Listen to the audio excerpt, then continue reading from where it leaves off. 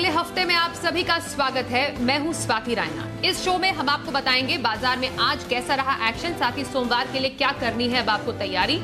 हमारे साथ शो में शामिल होंगे जी बिजनेस के मैनेजिंग एडिटर अनिल सिंह भी। इनसे समझेंगे बाजार के लिए अहम संकेत सोमवार को क्या होंगे और क्या स्ट्रैटेजी आपको बनानी है। साथ ही हमारे साथ खास मेहमान आज है कोटक सिक्योरिटीज के श्रीकांत चौहान। श्रीकांत जी, बहुत स्वागत है आपका शो में। और हमारे साथ पूरी रिसर्च टीम है। देवांशी से हम जानेंगे आज के बाजार का हाल और साथ ही शुगर सेक्टर पर क्यों बुलिश है आईसीआईसीआई सिक्योरिटीज। वरुण हमें बताएंगे क्यों आई प्रताप स्नैक्स में तेजी। मानसी बताएंगे क्या कहती है रियल एस्टेट पर सीएलएसए की रिसर्च और बाजार की नजर अगले हफ्ते के ट्रिगर्स पर रहेगी। पूजा से जानेंगे क्यों फोकस में है सीडीएसएल। बातचीत शुरू करें उससे पहले आज के बाजार के कारोबार पर एक नजर डाल देते हैं। तो लगातार हमने दूसरे दिन देखा शेयर बाजार में गिरावट नजर आई और गिरावट पर ही बाजार बंद हुए। निफ्टी करीब 40 अंक गिरकर 15,700 के नीचे बंद हुआ। निफ्टी बैंक 200 अंक फिसलकर 35,100 के नीचे बंद हुआ। सेंसेक्स करीब 180 अंकों की गिरावट के साथ 52,400 के नीचे बंद हुआ। शेयरों में बजाज ऑटो 2% फिसलकर निफ्टी का टॉप लूजर आज रहा। एफआईआईज और डीआईआईज की तरफ से क्या संकेत आज मिले हैं, समझते हैं। एफआईआईज यानी विदेशी संस्थागत निवेशकों ने आज कैश मार्केट में 1,125 करोड़ रुपए की बिकवाली की है। वहीं डीआईआईज यानी घरेलू संस्थागत निवेशकों ने आज 107 करोड़ रुपए की खरीदारी की है।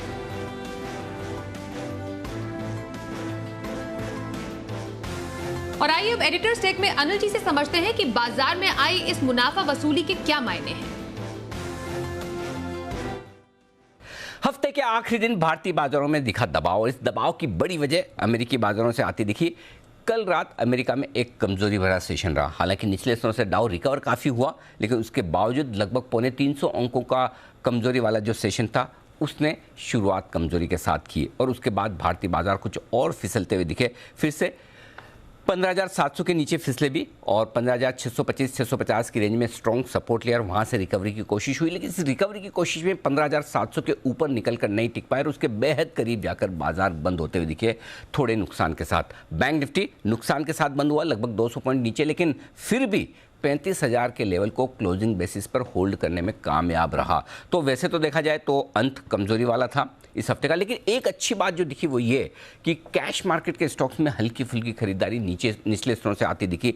मिड कैप और स्मॉल कैप शेयरों में थोड़ी खरीदारी होती हुई दिखी है। तो वो ब्रॉडर मार्केट में आज कमजोरी थी, लेकिन डर या पैनिक नहीं था जो कल था ना, कि एकदम से ऐसा लग रहा है कि ये क्या हो गया, बाजार इतना जोर से गिर रहा है। आज भी गिरे हैं, लेकिन आज जो रेंज छोटी थी, धीमे धीमे गिरे, तो उससे लोगों का डर, डिस्कम्फर्ट ये नहीं था। ये सबसे बढ़िया बात थी। ओवरऑल क्लोजिंग वीकली 15,700 के आसपास, थोड़ी कमजोरी की तो है ही, लेकिन फिर भी जो इंपॉर्टेंट सपोर्ट लेवल है उसके ऊपर ही हम बंद हुए हैं और बैंक निफ्टी में भी 35,000 के ऊपर बंद हुए। तो अभी तक बहुत ज़्यादा कुछ नहीं बिगड़ा है। ये कह सकते हैं कि ट्रेडिंग रेंज के निचले स्तरों की तरफ बाजार आया है, तो हल्का फुल्का करेक्शन आपको 15,900 के हाई से 15,600 के आसपास तक का जो 300 पॉइंट का रेंज का मिल रहा है वही होता हुआ दिखा है। तो ये था आज का पूरा एक्शन।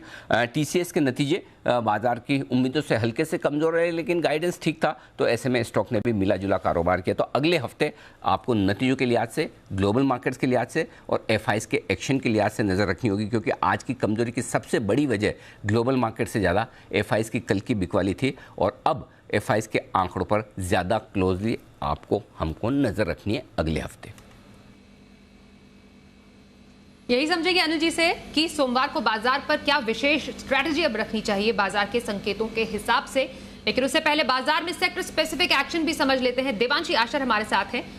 देवांशी, जरा बताएं आज खबरों के दम पर कहां पर सबसे ज्यादा एक्शन था और कहां पर रही नरमी? हफ्ते के आखिरी ट्रेडिंग सेशन में बाजार में गिरावट के साथ ही कामकाज होता हुआ दिखा। अब देखिए क्लोजिंग के समय हमने देखा कि निफ्टी पर बहुत ज़्यादा नहीं, लेकिन करीब 40 अंकों की गिरावट के साथ कामकाज हुआ, लेकिन निफ्टी बैंक में 200 अंकों की गिरावट आती हुई दिखी। आज ज़्यादातर जो दबाव आता हुआ दिखा वो बैंकिंग स्टॉक्स, फाइनेंशियल से आता हुआ दिखा। इसके साथ ही आप देखिए ऑटो में भी आज गिरावट बनती हुई दिखी थी और कुछ चुनिंदा IT स्टॉक्स थे जहाँ पे आज गिरावट के साथ कामकाज हुआ। जो सहारा मिलता हुआ दिखा वो मिडिल स्टॉक से आता हुआ दिखा था। चुनिंदा फार्मा स्टॉक्स थे जहाँ से आज बाजार को सहारा मिलता हुआ दिखा। देखा। सबसे पहले अगर मेटल्स की बात करें तो आप देखिए Jindal steel, Tata steel, NALCO, JSW steel, ये सारे टॉप गेनर्स आज बनते हुए दिखे। 4% से लेकर 7% तक की तेजी इन सारे स्टॉक्स में आती हुई दिखी। इसके साथ ही रियल्टी शेयर्स यहाँ पे भी आज जमकर एक्शन होता हुआ दिखा है। जो सेलेस की रिपोर्ट है वो काफी पॉजिटिव थी। इसके साथ ही आप देखिए DLF, Prestige estates, Godrej properties जैसे स्टॉक्स थे जहां पे आज गेन्स आते हुए दिखे हैं। शुगर स्टॉक्स ये फिर आज एक्शन में आते हुए दिखे। जो आईसीआईसीआई की रिपोर्ट आई उसी के चलते आप देखिए अच्छे गेन्स आते हुए दिखे। Dwarika sugar, Awadh sugar, Dalmia sugar, Triveni engineering, Mawana sugar, इन सब में आज अच्छे वॉल्यूम्स के साथ खरीदारी देखने मिली थी। इसके साथ ही अगर आप देखिए वायदा बाजार में भी बहुत सारे गेनर्स थे। बजाज फिनसर्व ये one of the top gainers आज बनता हुआ दिखा था निफ्टी में भी। साथ ही ग्रैन्यूल्स, एयू स्मॉल फाइनेंस और पेज इंडस्ट्रीज, ये सारे स्टॉक्स से जहां पे आज जमकर खरीदारी होती हुई दिखी। बैंकिंग स्टॉक्स में आज गिरावट थी। एचडीएफसी बैंक, आईसीआईसीआई बैंक, साथ ही इंडसइंड बैंक, ये सारे ऐसे निजी बैंक थे जो आज टॉप लूजर्स की कैटेगरी में आते हुए दिखे और सबसे ज्यादा जो दबाव था वो इसी से आते हुए दिखे। इसके साथ ही आईटी स्टॉक्स में भी जैसे मैंने कहा टीसीएस नतीजों के बाद लाल निशान में फिसलता हुआ दिखा। विप्रो, टेक महिंद्रा, कोफोर्ज में भी आज गिरावट के साथ ही कामकाज हुआ था। लेकिन इस बीच में भी जो आपकी जमकर कमाई होती हुई दिखी, आज आपको जो कॉल्स मिलते हुए दिखे, सबसे पहले सीडीएसएल आज आपको कुणाल जी ने रेकमेंड किया था। साथ ही आप देखिए आज एसआईपी का स्टॉक पटेल्स एयरटैम्प, यहाँ पे भी आज 10% तक के गेन्स आते हुए दिखे हैं। बजाज फिनसर्व, ग्रैन्यूल्स, मेट्रोपोलिस, ये सारे स्टॉक्स है जहाँ पे आज आपकी जमकर कमाई होती हुई दिखी। लेकिन इन ऑल आप देखिए काफ़ी सारे कैश मार्केट के स्टॉक्स थे जहां पे आज डबल डिजिट के रिटर्न्स मिलते हुए दिखे हैं। लेकिन अगर आप देखें तो आज फाइनेंशियल्स और बैंक स्टॉक्स थे जहां पे गिरावट बनती हुई दिखी है। इन ऑल निफ्टी में आज थोड़ी सी सुस्ती थी और लाल निशान में आज निफ्टी बंद होता हुआ दिखा। श्रीकांत जी, आपका रुख कर रहे हैं। दूसरे दिन लगातार हमने देखा बाजार में दबाव था। अब सोमवार को नया दिन, नया ट्रेडिंग सेशन, क्या स्ट्रैटेजी रखनी चाहिए किसी को अभी? साथ ही सोमवार के लिए इंट्राडे पिक जानेंगे और हफ्ते भर का नजरिया कहां पर रखा जाए? बिल्कुल। इनफैक्ट अगर आप देखें तो मार्केट की जो आज शुरुआत थी वो एक वीक नोट पे थी और मार्केट काफ़ी अच्छी तरीके से खुलते के साथ ही नीचे आया था। लेकिन 15,600 एक ऐसा लेवल है कि जहाँ पे हमने देखा है कि मार्केट को लगातार सपोर्ट मिला है। पिछले हफ्ते भी अगर आप देखें तो कई बार मार्केट नीचे आया, 15,600 के करीब आके उसने अच्छी रिकवरी की और साथ ही साथ अगर आप ऊपर की लेवल पे देखें तो 15,900 के करीब इसमें एक रिजेक्शन था। बट आज के दिन में जो फर्स्ट डे था न्यू एक्सपायरी का, वहाँ पे जैसे ही करेक्शन है वैसे हमने बाइक देखी और जैसे अनिल जी ने बताया वैसे कि मार्केट 15,700 के करीब एटलीस्ट आके बंद हुआ है। फॉर्मेशन देखें तो मुझे लगता है कि मार्केट अभी भी रेंज बाउंड है और मार्केट किसी ट्रिगर के लिए वेट कर रहा है और 15,600 अभी जब तक नहीं तोड़ता है तब तक मुझे लगता है कि वापस एक बार मार्केट 15,800 के काफी नजदीक जा सकता है।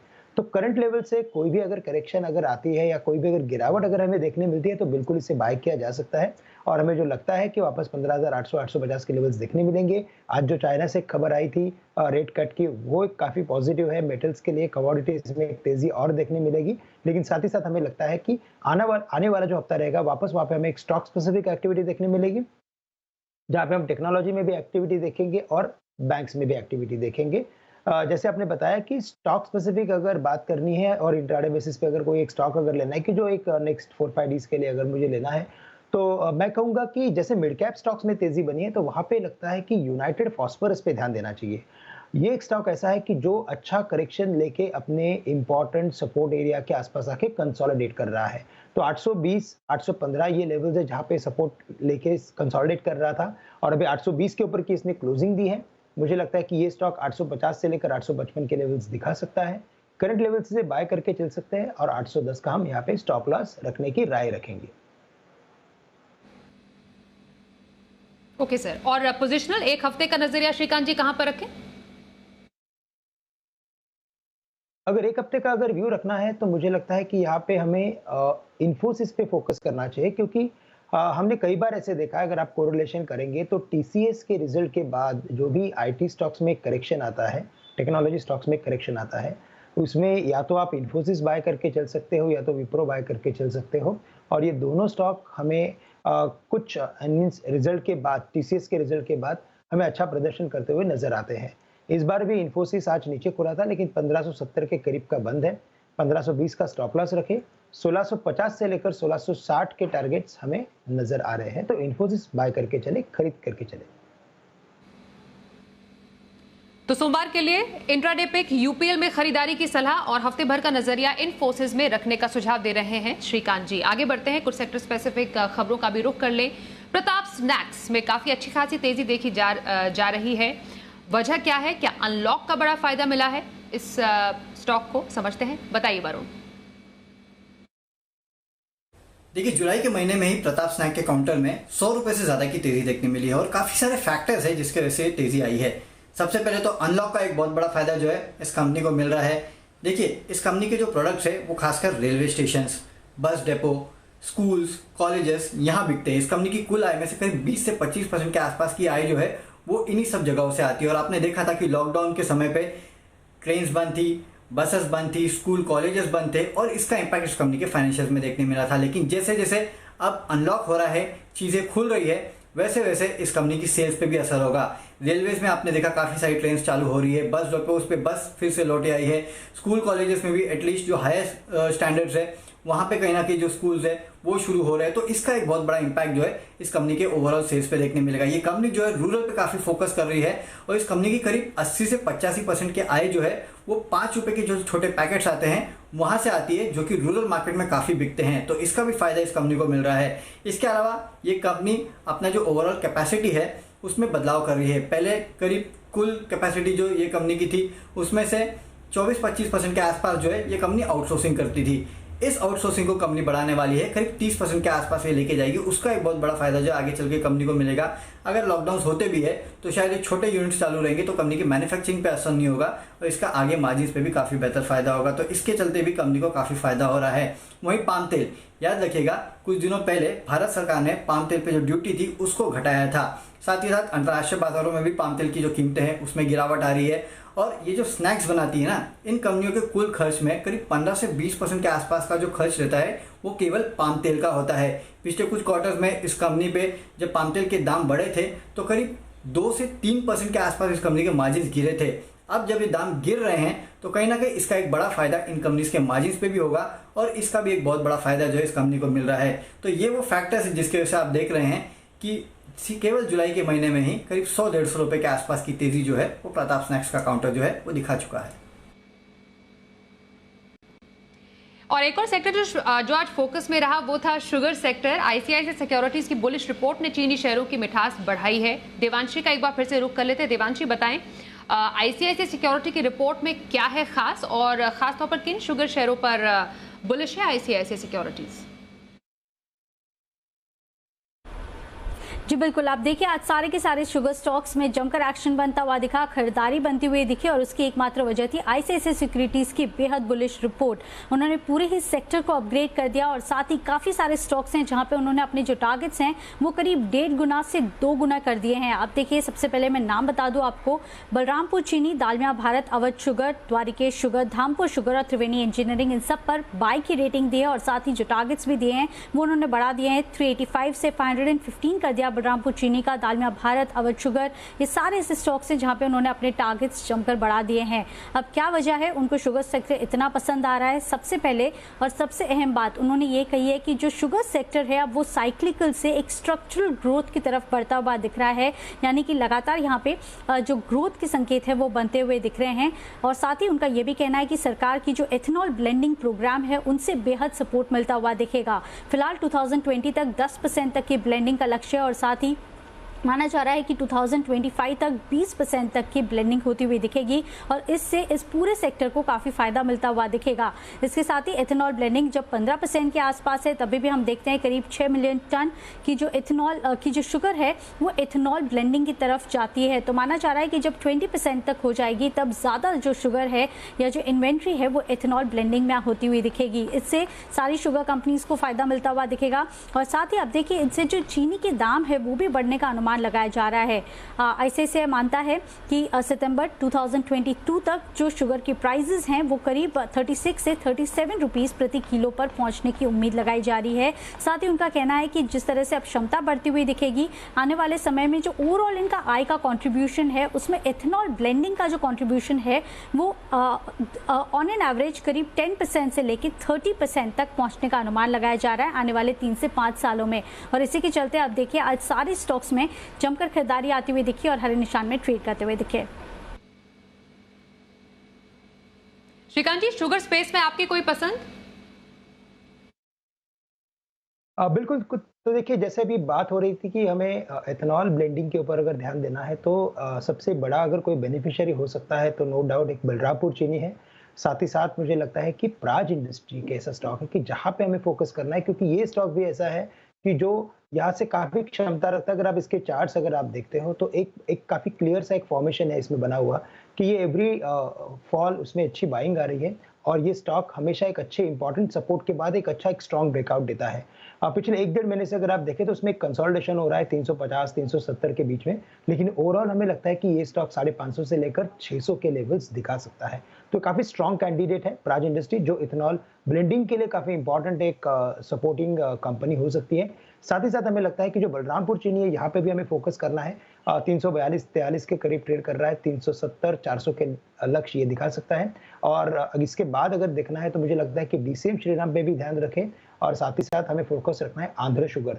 तो काफ़ी सारी कंपनियां हैं और जैसे इन्होंने बताया अभी देवांशी ने कि इसमें स्ट्रक्चरल ग्रोथ होने वाला है, तो ये बात है जो इस पर्टिकुलर सेक्टर के लिए काफ़ी इंपॉर्टेंट एक बुलिश साबित हो रही है और इसी वजह से हमें लगता है कि इन स्टॉक्स को हमें on a regular basis close watch पे रखना जरूरी है। और आइए अनिल जी से समझते हैं कि सोमवार के बाजार पर क्या रखनी है आपको खास स्ट्रेटजी और बाजार के लिए अहम संकेत कहां से मिलेंगे? जहां तक सोमवार के बाजारों का सवाल है, एक अच्छी बात यह कि भारतीय बाजारों के बंद होने के वक्त डाउ फ्यूचर्स 150 पौने 200 पॉइंट ऊपर थे और चीन ने अपने रिजर्व रेशियो 0.5% घटाए, यानी कि ग्लोबल मार्केट से थोड़े अच्छे संकेत आते दिख रहे हैं। और अगर कल की कमजोरी के बाद आज देर रात अमेरिका के बाजार उछल गए, जो कि दिख रही है संभावना पूरी कि मजबूती आएगी, लौटेगी, और अमेरिका के कुछ अपने कारण भी है जिसकी वजह से वहाँ के फ्यूचर्स मजबूत होते हुए दिख रहे हैं। जबकि सुबह तो डाउ फ्यूचर्स लगभग 100 पॉइंट नीचे थे, उसके बजाय 150 पौने 200 पॉइंट ऊपर दिख रहे हैं। तो स्मार्ट रिकवरी आई है डाउ फ्यूचर्स में, उसका फायदा हमें मिल सकता है अगर अमेरिका के बाजार मजबूती के साथ बंद हो जाए। सोमवार को देखेंगे सुबह क्या कुछ होता है, साथ ही डाउ फ्यूचर्स कैसे दिखते हैं। लेकिन ये तो बाहर के आंकड़े हैं ग्लोबल मार्केट्स के, लेकिन हमारा अपना ट्रिगर जो सबसे ज़्यादा अहमियत वाला है वो ये है कि क्या एफआईज की तरफ से बिकवाली का प्रेशर कम होता है। दूसरा, पुट कॉल रेशियो लगभग ओवरसोल्ड के आसपास है, 1 के आसपास, तो वो भी आपको सपोर्ट देगा। तो 2 आपको सपोर्ट मिल सकते हैं, हल्के बाजार, ग्लोबल मार्केट्स। एफआईज के आंकड़े ये मेक और ब्रेक वाला मामला है। सपोर्ट लेवल के आसपास हम बंद हुए, तो ऐसे में सोमवार के लिए जो अहम सपोर्ट लेवल निफ्टी पर है वो 15,575 से 15,625 और ऊपर 15,775, 15,825 ये रेंज रहेगी। बैंक निफ्टी का जहाँ तक सवाल है 34,600, 34,800 मजबूत सपोर्ट और ऊपर में 35,400, 35,600 हल्की रुकावट का लेवल। ये लेवल्स आपको ध्यान में रखने। ब्रॉडर मार्केट में सोमवार को और अगले हफ्ते एक्शन रहेगा। कैश मार्केट के स्टॉक्स में अभी कहीं कोई ऐसी कमजोरी के खराब होने के संकेत नहीं आए, वहीं पर आपका फोकस पूरा होना चाहिए अब भी। सोमवार के लिए स्ट्रैटेजी जानी बाजार पर, अब सोमवार के लिए ऑप्शन स्ट्रैटेजी भी समझते हैं। हमारे साथ शो में शामिल हो चुके हैं अब एक्सिस सिक्योरिटीज के राजेश पालविया। राजेश जी, बहुत स्वागत है आपका शो में। सोमवार के लिए ऑप्शन स्ट्रैटेजी कहां पर बताएंगे? Good evening. देखिए, मार्केट में लोअर साइड से जिस तरीके से रिकवरी बनी, तो कहीं ना कहीं ये है कि मार्केट 15,600, 15,700 के आसपास एक बेस बनाने की कोशिश कर रहा है और हमें लगता है कि मार्केट यहाँ से एक पुल बैक जरूर देगा और जो कि 15,850 की रेंज की तरफ मार्केट मूव होते हुए दिखेगा।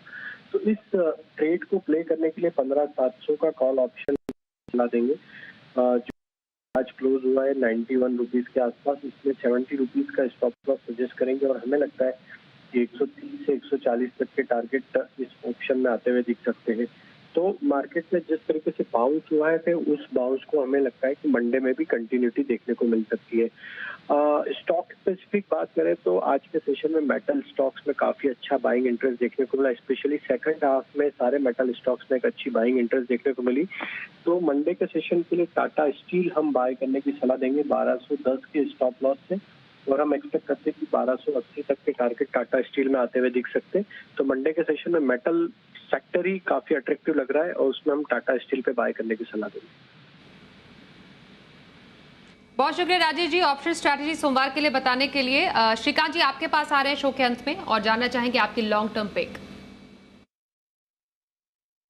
बिल्कुल, तो देखिए अगर लॉन्ग टर्म की बात करें तो यहाँ से हमें आने वाले 2 से 3 महीने के लिए या आप पकड़ लीजिए 6 महीने के लिए भी अगर कहाँ पे तेजी अगर करनी है तो वो है metal sector.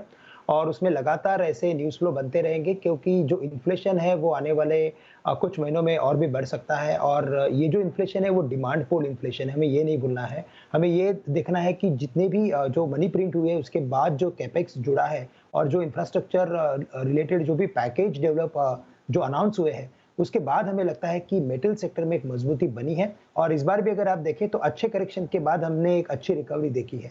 Tata steel no doubt काफी अच्छा स्टॉक पिक है, राजेश जी ने भी कवर किया है। मुझे लगता है कि नैल्को पे ध्यान देना चाहिए, नेशनल एल्यूमिनियम जो तकरीबन 86 के रुपीस के करीब अवेलेबल है। यहाँ पे हमें लगता है कि ये स्टॉक 105 से लेकर 110 के टारगेट आने वाले कुछ महीनों में दिखा सकता है। साथ ही साथ जो इसका रिस्क रिवॉर्ड रेशियो है वो काफी फेवरेबल है। यहाँ से 5 से 6 रुपए का आप स्टॉप लॉस रख के चल सकते हैं। मुझे नहीं लगता कि 80 रुपए के नीचे स्टॉक अभी सस्टेन हो पाएगा, तो 79 का आप स्टॉप लॉस रख के चल सकते हैं और 105 के टारगेट्स के लिए एक लॉन्ग टर्म व्यू से नेशनल एल्यूमिनियम को खरीदा जा सकता है। तो नाल्को में लॉन्ग टर्म खरीदारी करने की सलाह श्रीकांत चौहान की। बहुत शुक्रिया श्रीकांत जी, आप हमारे साथ आज शो में शामिल हुए। साथ ही हमारे तमाम सहयोगियों का भी बहुत धन्यवाद हम तक एक्सक्लूसिव खबर और रिसर्च पहुंचाने के लिए। शो में आज के लिए बस इतना ही।